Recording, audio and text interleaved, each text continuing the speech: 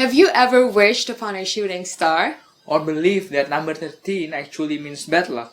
Well, if you do, then you are superstitious. But what is a superstition? And what are myths? How are they different?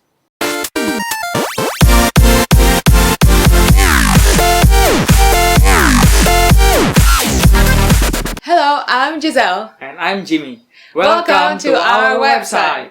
Here you will learn interesting facts about old beliefs like superstitions and myths.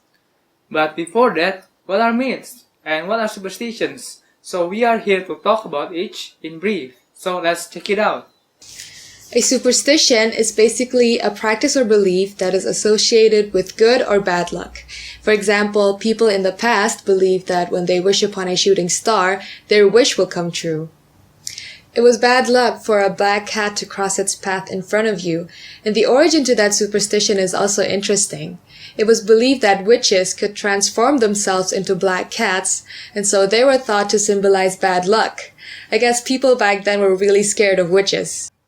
Myths, on the other hand, are stories passed down from our ancestors to us. They are the way of our ancestors to understand the world. For example, here in Indonesia we have the story of Maling Kundang. The story came from Pantai Air Manis, West Sumatra, where there was a rock that looked like a human. And our ancestors tried to make sense of it, so they created the story of Maling Kundang. And, if you notice, they lack of scientific knowledge, so they tried to understand everything using their supernatural beliefs. And this is what creates myths.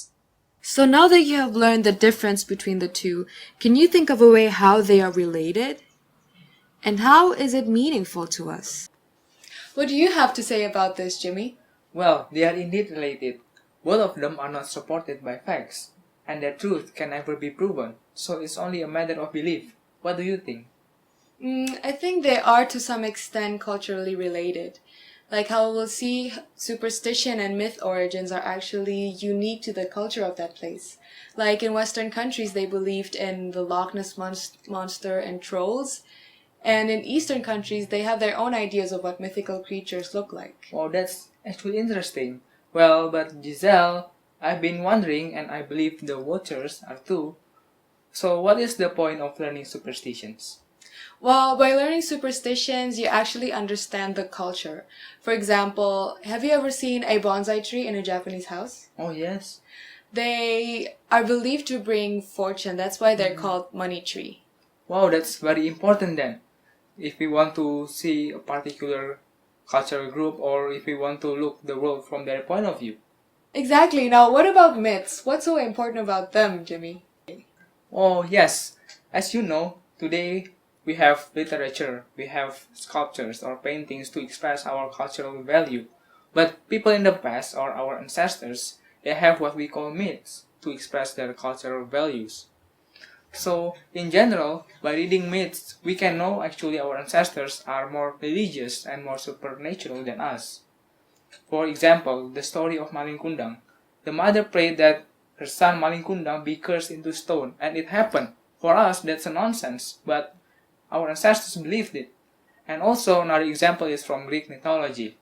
You can see that in the Greek mythology they have many gods or temples involved in it. So it's easy to see that they are actually more religious than us. Wow, that's interesting. But how are myths relevant today? Well, in some countries such as in Indonesia or in Japan, myths are actually still being told like it has been for so long. But in some other countries such as in America for example, the myths are dying. So it's very rare I can say that if you find a Native American myths to be retold in the modern context. That's very unfortunate actually because the stories are actually interesting. That's too bad. I guess the preservation of myths also varies among cultural groups. So, are you excited to start?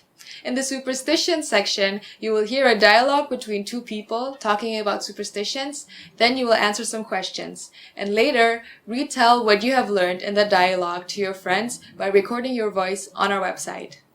In the myth section, there will be an interesting story, and after you read the story, you will need to help someone understand the story by answering her questions. And then, in the next sections, you will need to retell the story to your friend in the form of an email. We'll see you again after you have completed all tasks. Good luck!